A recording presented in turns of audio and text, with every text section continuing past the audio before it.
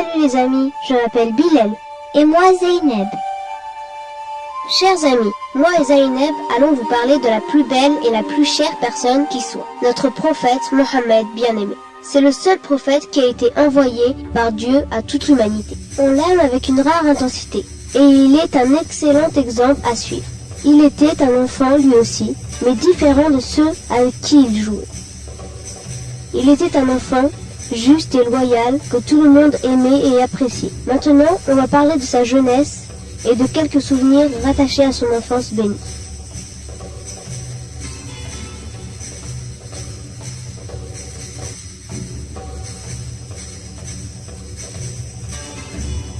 Notre prophète avait une famille comme vous, mais il avait perdu son père avant même sa naissance. Il était donc orphelin. Avant sa naissance, annoncée depuis longtemps par Dieu, beaucoup d'événements extraordinaires eurent lieu. Alors, parlons ensemble de ce qui s'est passé quand notre prophète vint au monde. Chers amis, l'arrivée au monde de notre prophète avait été annoncée par le prophète Jésus et le prophète Moïse, qui vivaient bien avant le prophète Mohammed. Les livres des Juifs et des chrétiens attestaient de la mission prophétique de Mohammed.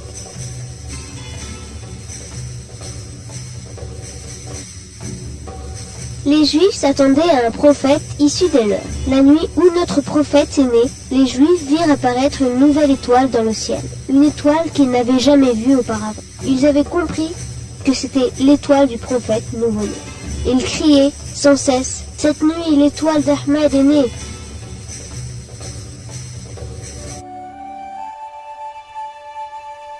Un groupe de Juifs vint voir la tribu des Qurayshites et leur demandèrent « Y a-t-il un enfant qui est né cette nuit dans votre tribu ?» Ils répondirent « On ne sait pas. »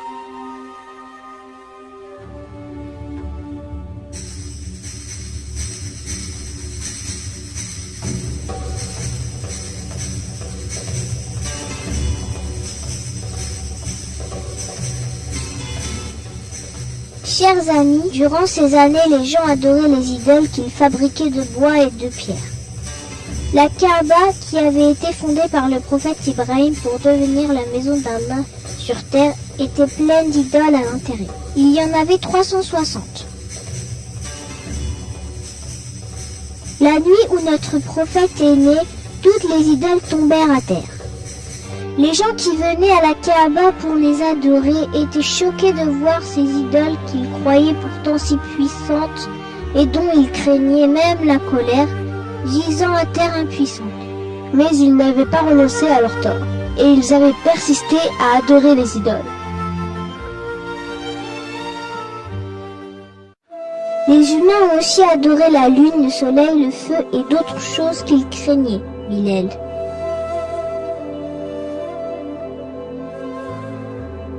Oui, Zeynep, il faut savoir pourtant que c'est Dieu qui a créé toutes ces choses. Il nous donne ce que l'on veut, mais les humains se courbent devant les pierres au lieu d'implorer l'aide d'Allah. Comme tu l'as dit, ils ont même adoré le soleil et la lune, alors qu'Allah, s'il le veut, pourrait faire perdre au soleil sa chaleur et à la lune sa lumière. Alors pour remettre les gens sur le droit chemin, notre prophète vint au monde.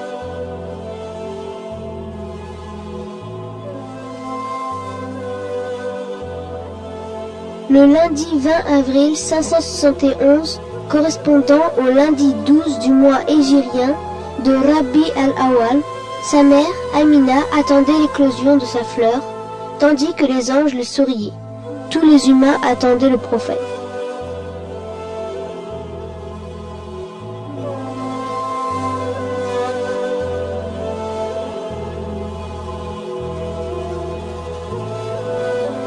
Le palais de l'empereur perse trembla quand le ciel fut illuminé par sa noble naissance. Le palais de l'empereur perse trembla tellement que les tours s'écroulèrent. D'autre part, le feu sacré du temple s'éteignit subitement.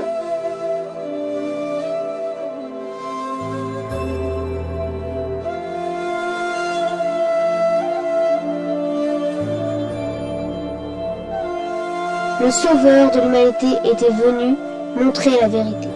Sa mère le prénomma Mohammed, à la suite d'un rêve qu'elle avait eu avant sa naissance. Prénom qui veut dire loué sur la terre et au ciel. un messager qui aime beaucoup les gens et qui est aimé d'eux.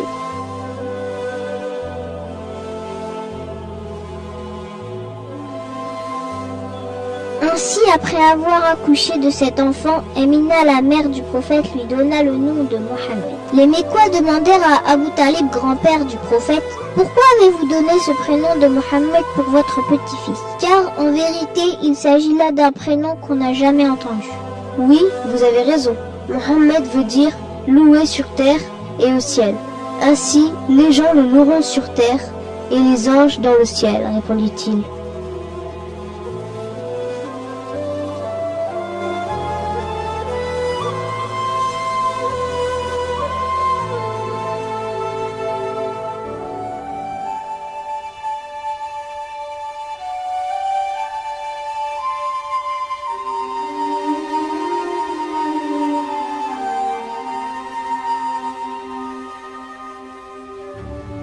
Notre prophète était pris en charge par une nourrice juste après sa naissance parce qu'en ce temps-là, les nouveau-nés étaient tous mis en nourrice pour qu'ils grandissent en bonne santé dans les villages bédouins.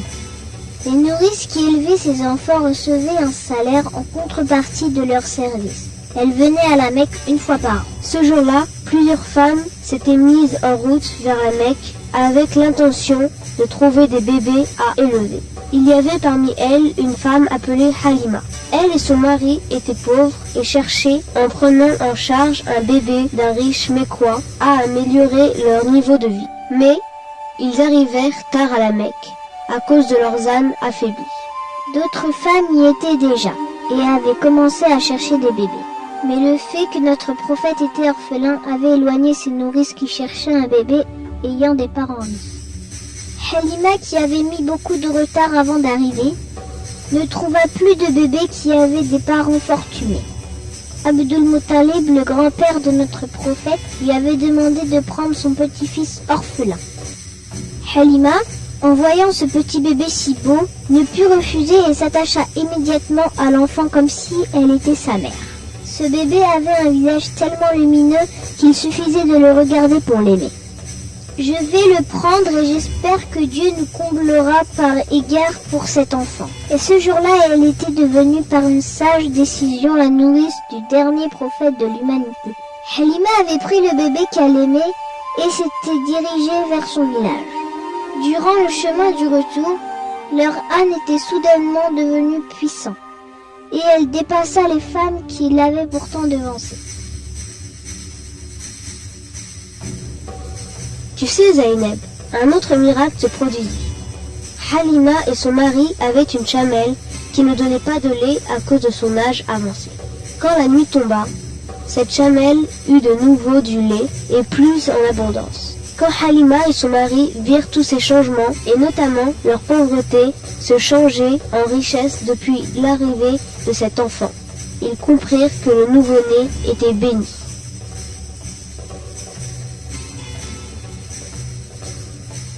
Oui, tu as raison, Bilal. De plus, en ce temps-là, chers amis, les habitants du village avaient subi une sécheresse et une famine. Ce qui veut dire qu'ils n'avaient pas plu depuis longtemps et qu'il n'y avait pas assez de nourriture.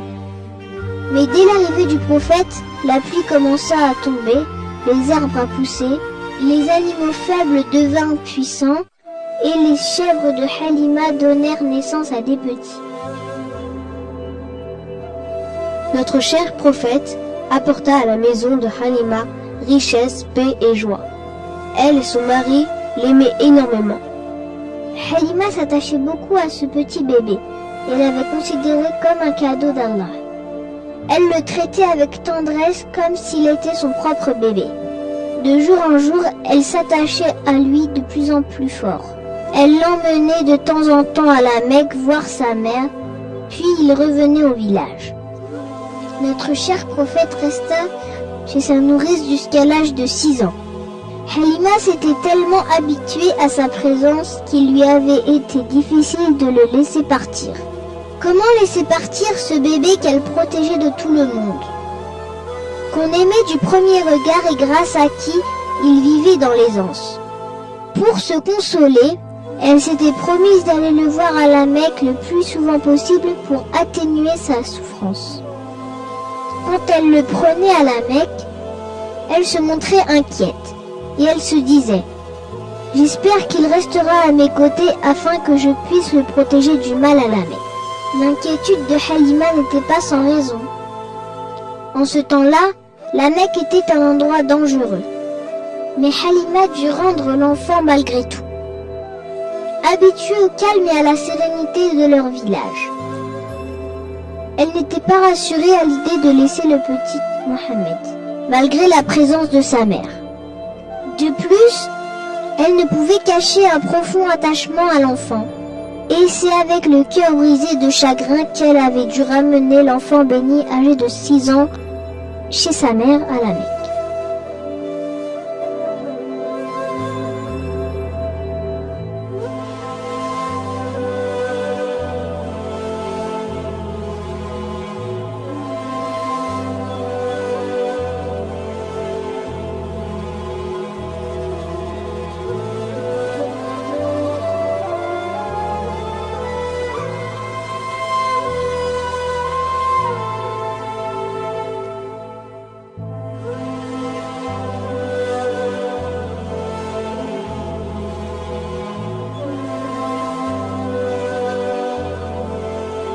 La mère de notre prophète, Amina, était comblée d'avoir pu enfin reprendre son enfant à ses côtés. Il lui avait tellement manqué pendant tout ce temps-là. Elle l'avait emmené à Médine visiter la tombe de son père et elle l'avait présenté à ses oncles. Notre cher prophète ressentait beaucoup de peine et de chagrin en repensant à son père qu'il n'avait jamais connu. Mais dans le chemin du retour à la Mecque, sa mère Amina tomba malade. Puis rendit le dernier soupir dans une place appelée Abwa. À l'âge de 6 ans, notre prophète se trouva orphelin de père et de mère. Notre prophète rentra à la Mecque, affligé par la mort de sa mère. Il était seul au monde. Il n'avait jamais connu son père, car celui-ci était mort avant sa naissance, et sa mère, qu'il venait tout juste de retrouver, venait de mourir. Il rentra à la Mecque, accablé de chagrin et seulement accompagné de leur servante Ayman. Mais le prophète, malgré ses épreuves très dures pour un enfant de 6 ans, gardait au fond de lui un courage et une foi inébranlables. Il était sous la protection de Dieu.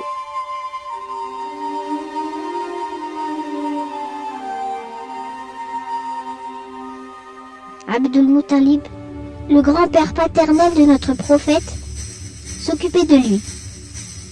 Il le chérissait beaucoup et compatissait à sa douleur. Il était comme un ami pour lui et l'aimait tellement qu'il ne pouvait manger sans lui. Il ressentait envers lui beaucoup de peine parce qu'il était orphelin.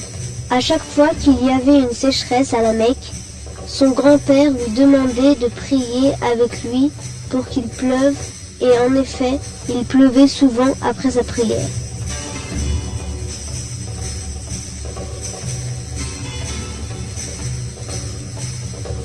Mais quand Abdul Muttalib vieillit et s'affaiblit, il appela Abu Talib et lui confia son jeune petit-fils Mohammed. Après peu de temps, à l'âge de 8 ans, notre prophète perdit son grand-père aussi. Il a connu le malheur de perdre un proche 3 fois depuis sa naissance. Pour satisfaire la volonté de son grand-père, son oncle le prit en charge. Tout comme les personnes qui côtoyaient le jeune enfant, Abu Talib s'attacha à lui très vite. Il l'aimait beaucoup, et tout comme sa nourrice, Halima, il constata que sa maison était comblée de bienfaits et d'abondance depuis l'arrivée de son neveu Mohammed. Plusieurs années passèrent. Notre prophète devint un jeune homme qui n'avait jamais menti, qui était juste honnête et que tout le monde respectait. En raison de toutes ses qualités, les gens l'appelaient El-Amin, qui veut dire le digne de confiance. Quand les gens de sa tribu ne se mettaient pas d'accord sur quelque chose, il le consultait pour trancher sur qui il ferait le bon choix. Oui, il y a même un exemple célèbre illustrant cela.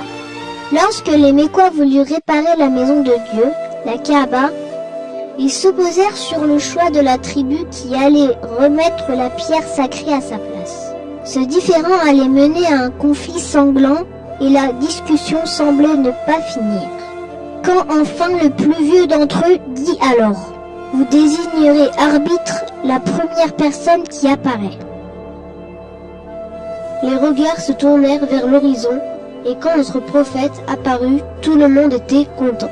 Ils dirent: c'est l'arbitre. Le prophète leur demanda de ramener une couverture, et il y mit la pierre, puis demanda à chaque tribu de tenir un coin de la couverture. Ainsi, tout le monde participa à l'opération, et le problème se résolut sans effusion de sang. Les nombreuses qualités dont était doté ce jeune homme poussa Khadija, une riche veuve, à lui confier la gestion de son commerce caravanier. Le prophète avait fait preuve de honnêteté incomparable. Khadija, âgée de 40 ans, le demanda en mariage alors qu'il n'avait que 25 ans. Mohammed accepta et ils se marièrent. Le prophète était sidéré en voyant les gens persister à adorer les idoles. Répugnant à cette situation, il se rendait constamment à la grotte de Hira, méditer sur la création qui l'entourait. Il haïssait les idoles depuis qu'il était enfant. Pour lui, les gens étaient vraiment incompréhensibles et stupides pour adorer des idoles qu'ils fabriquaient de leurs propres mains. Ils opprimaient les faibles et les pauvres. Ils n'avaient aucun esprit de solidarité. Ils enterraient les petites filles vivantes. Ils étaient ainsi dans le plus grand égarement. C'est ici, dans cette grotte du mont Hira, que le prophète reçut la première révélation par l'intermédiaire d'un ange appelé Gabriel. Dieu l'envoya à toute l'humanité. La première personne qui croyait en lui était devenue musulmane était sa femme Khadija. Juste après elle, ce fut Ali, le cousin du prophète, qui devint musulman aussi. D'ailleurs, savez-vous, chers amis, que Ali était le premier enfant musulman? Oui, Zainab, et si tu veux bien, on va parler des beaux souvenirs de notre prophète avec les enfants. Notre prophète, qui est l'envoyé d'Allah miséricordieux, aimait beaucoup les enfants.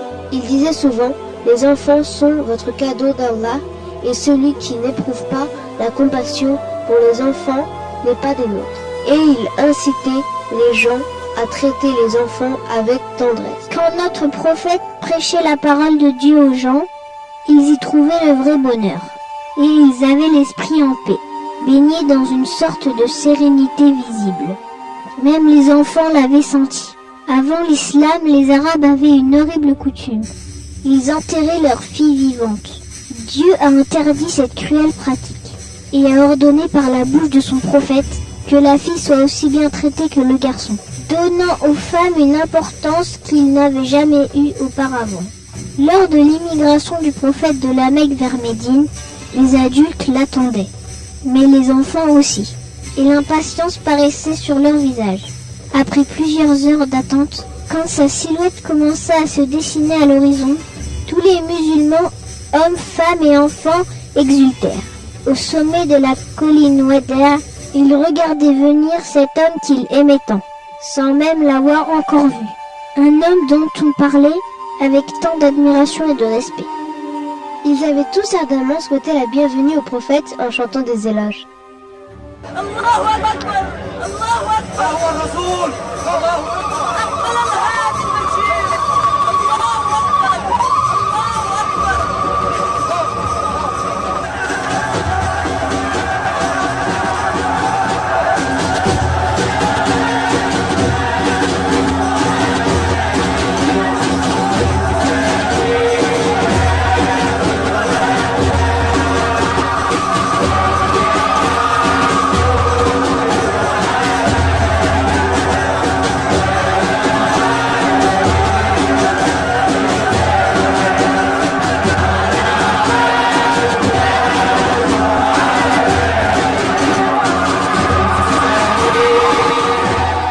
Notre prophète était vraiment ému au milieu d'un accueil aussi enthousiaste. Il se dirigea alors vers les enfants et leur dit: mais vous, les enfants, avez attentivement répondu: oui, on vous aime énormément, ô messager d'Allah. Il dit: et Allah, c'est que je vous aime beaucoup. Les enfants étaient heureux et rassurés, parce qu'à chaque fois qu'ils voulaient contempler son visage resplendissant ou écouter ses douces paroles, ils le trouvaient toujours disponible et bienveillant. Notre prophète leur caressait la tête Il les saluait à chaque fois qu'il les voyait, et lorsqu'il n'en voyait pas un depuis quelques jours, il demandait de ses nouvelles.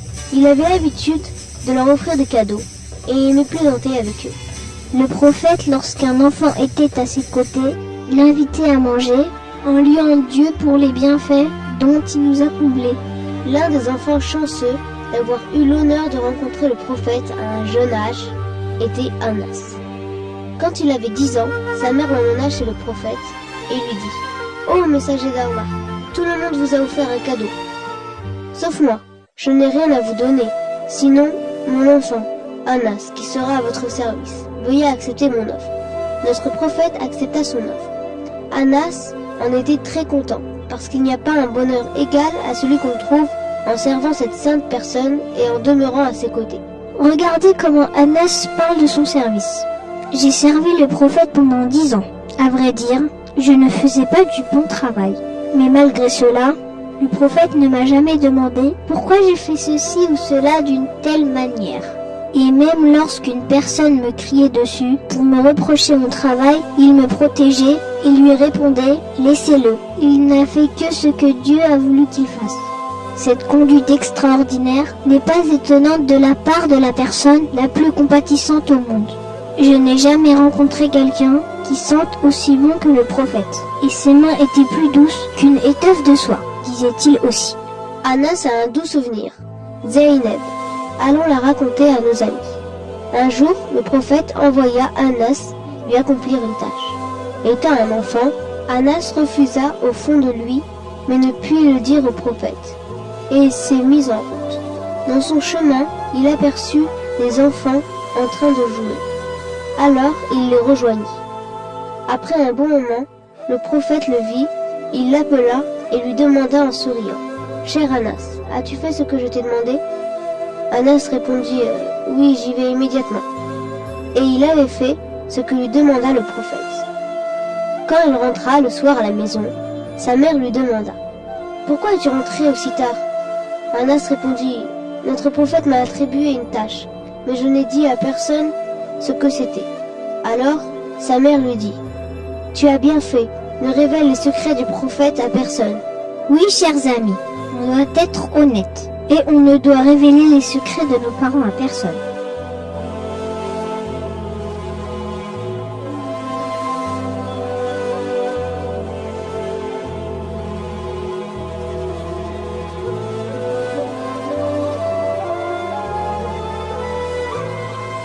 Regarde Zaynab.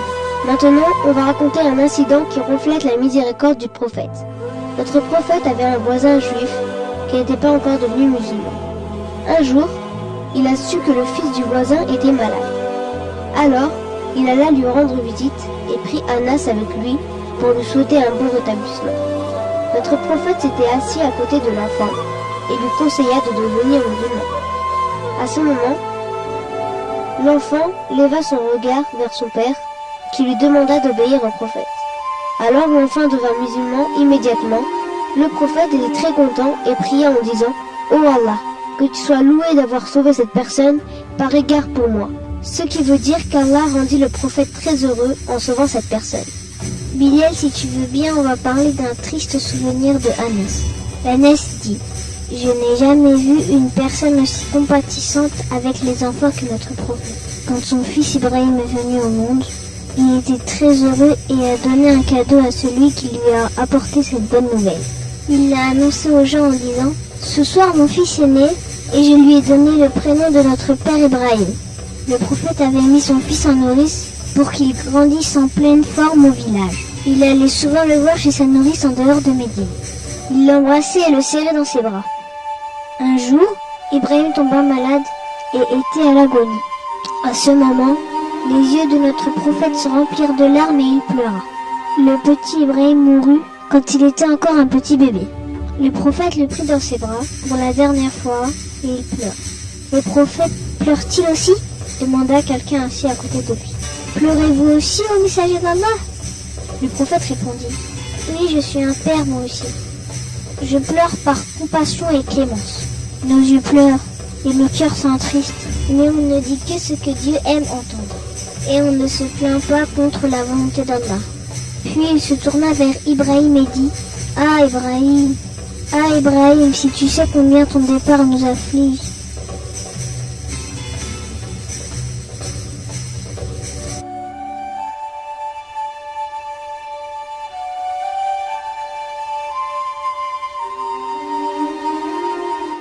Cher ami, quelle compatissance et quelle miséricorde, n'est-ce pas? Et quelle magnifique leçon donne-t-il à l'ensemble de l'humanité? Ainsi, sa conduite montre aux musulmans qu'il faut s'armer de patience face aux moments tragiques et à ne pas protester contre la volonté d'Allah. Chers amis, dans la croyance islamique, la mort n'est pas la fin de la personne, mais le commencement d'une vie éternelle. Après avoir franchi cette porte, les vertueux séjournent au paradis où les bienfaits sont magnifiques. Les enfants qui meurent en bas âge entrent directement au paradis et ils ont pour privilège d'avoir la possibilité d'intercéder en faveur de leurs parents. Bilal, notre prophète a-t-il laissé quelques conseils à Anas? Non? C'est Zaynab, voilà Anas qui nous en parle. Le premier conseil que le prophète m'a donné était « Cher enfant, ne révèle à personne le secret que tu gardes de moi. Cher enfant, accomplis ton ablution correctement pour que ta vie soit longue et que les anges te protègent. Cher enfant, purifie-toi rituellement tant que tu le pourras, parce que celui qui trépasse ainsi est considéré martyr. »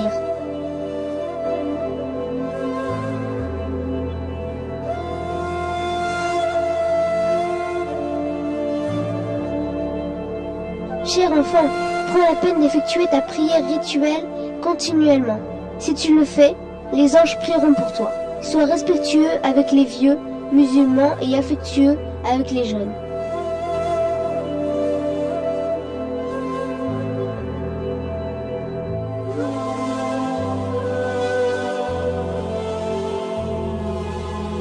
Cher enfant, ne te retiens pas de lire le Coran, parce qu'il revivifie les cœurs morts et préserve l'homme du mal.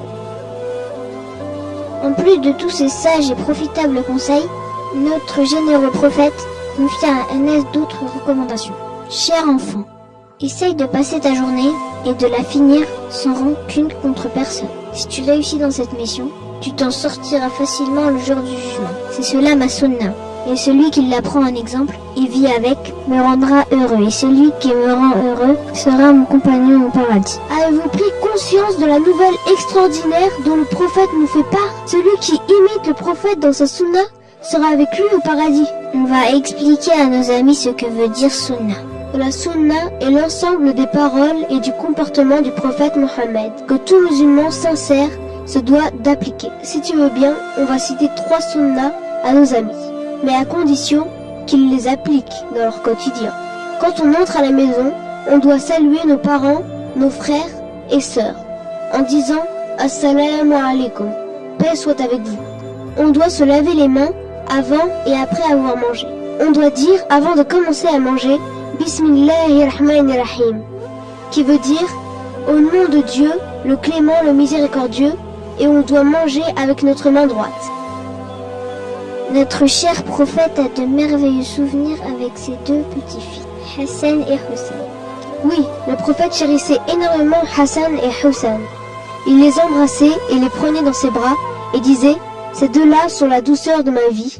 Et il invoquait Allah souvent en disant « Oh Allah, j'implore ton secours, protège ces 2 enfants du mal, de Satan et du mauvais œil. » Le prophète les aimait beaucoup et il allait avec eux en randonnée en les portant sur ses épaules. Quand il allait à la mosquée, il les prenait avec lui et il les observait avec bonheur en train de s'amuser. Un jour, les petits-fils de notre cher prophète, Hassan et Hussein, s'étaient perdus. Le prophète et ses compagnons se mirent à leur recherche. Ils les trouvèrent au pied d'une montagne en train de s'étreindre de peur à la vue d'un serpent géant. Le prophète arriva à temps et put les sauver. Puis, ils rentrèrent heureux et soulagés en remerciant Dieu de leur avoir sauvé la vie. Alors, si l'on veut éviter que ce genre d'incident arrive, il faut toujours demander à nos parents la permission d'aller ou non à un quelconque endroit. L'un des enfants qui a grandi à côté du prophète est Oussama ibn Zaïd. Notre prophète le valorisait en disant Oussama est la personne que j'aime le plus. » Un jour, le prophète lui conseilla en disant « Oussama, sois prudent avec les animaux qui sont sous ta responsabilité, sinon ils se plaindront de toi le jour du jugement. »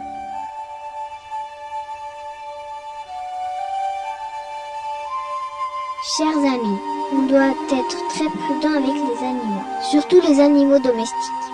On doit prendre soin d'eux et les nourrir, et surtout ne pas être cruel et les faire souffrir, comme aiment le faire les méchants enfants. Notre prophète a un beau souvenir avec un vilain enfant, prénommé Rafi, Zaynab. Un jour, quand les palmiers commencèrent à donner leurs fruits, Rafi jetait des pierres vers les branches, essayant de faire tomber quelques dattes. Le propriétaire de ces palmiers le vit, l'attrapa et l'emmena chez le prophète. Qu'avait fait Rafi en voyant le prophète? Il avait tellement honte que son visage rougit et il baissa la tête. Et notre prophète, qu'a-t-il fait? Quand le prophète le vit, il lui sourit et lui caressa la tête. Puis il demanda « Cher enfant, pourquoi jetais-tu des pierres sur les palmiers de cet homme ?» Rafi répondit honteux « J'avais très faim, je voulais manger. » Le prophète lui dit de sa tendre et douce voix « Ne jette pas de pierres sur les palmiers, cher enfant. Mais si tu veux, tu peux prendre les dattes tombées sur terre, avec la permission de leur propriétaire. » Et il le laissa partir, puis invoqua Allah en disant « Oh Allah, nourris cet enfant. » Je crois que Rafi s'est senti vraiment soulagé. Oui, cher ami, on ne doit pas prendre les choses qui ne nous appartiennent pas sans la permission de leur propriétaire, pour éviter de tomber dans des situations aussi embarrassantes. Chers amis, les jours où les enfants sont plus heureux que jamais sont les jours des 2 fêtes religieuses. Exact? Oui, je me sens tellement exaltée la veille de la fête que je ne peux fermer l'œil de la nuit. Je vais au lit tout en tenant mes vêtements neufs dans ma main. Il y a un incident heureux entre le prophète et une petite fille dans un jour de fête, n'est-ce pas Bilal? Si Zaynab, dans un beau jour de fête, le prophète marchait dans les rues de Médine. Tout le monde était comblé de joie.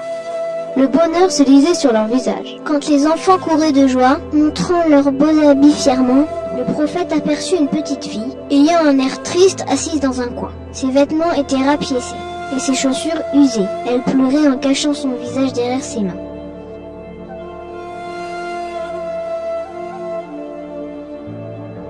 Quand le prophète vit cela, il se dirigea vers elle, et lui demanda d'une voix douce et compatissante. « Cher enfant, pourquoi pleures-tu dans ce jour de fête ?» La petite fille répondit sans le regarder, et sans savoir à qui elle s'adressait. Elle dit « Je me suis rappelé mon père, et cela m'afflige. À la fête de l'an dernier, il était avec nous, mais cette année, il ne l'est pas, parce qu'il était allé à la guerre avec le prophète. Il combattait l'ennemi à ses côtés et tomba martyr. N'importe quelle fille à ma place pleurait. » Le cœur de notre prophète foisonnait de grâce et de compassion. Il lui caressa la tête. « Essuie tes larmes, ma fille. Vas-y, lève ta tête et écoute ce que je veux te dire. Veux-tu que je sois ton père? Fatima sera ta sœur et Aïcha sera ta mère. Qu'est-ce que tu en penses ?» Ces mots frappèrent la fille. Elle leva la tête et s'étonna, en voyant que la personne à qui elle parlait était le prophète. Alors elle accepta sa proposition sans hésitation. La fille accompagna le prophète à sa maison, en lui tenant sa main sainte. La famille du prophète l'aima beaucoup. On l'avait débarbouillé le visage, lui avait donné des vêtements tout neufs, il lui avait donné à manger. Puis elle était sortie jouer comblée de joie. Elle était tellement heureuse que ses amis lui demandaient « Qu'est-ce qui t'est arrivé? Pourquoi es-tu si heureuse ?» La petite fille répondit « J'ai un père maintenant, et il est si gentil. J'ai une mère Aïcha et une sœur Fatima, qui me peignent les cheveux, et me donnent des vêtements neufs. Voilà, c'est pour cela que je suis aussi heureuse. J'en suis très contente. » Notre prophète laissa à son peuple le conseil suivant. Ceux qui vêtent des enfants et les embellissent, Allah fera pareil avec eux le jour du jugement. Sont nombreux les cœurs que le prophète avait comblés de bonheur. Notre cher prophète conseilla Hassan en disant « Hassan, effectue ta prière rituelle 5 fois par jour sans retarder. Abandonne tout ce qui est douteux au profit de ce qui ne l'est pas. La vérité apporte la paix au cœur et le mensonge lui apporte le doute. »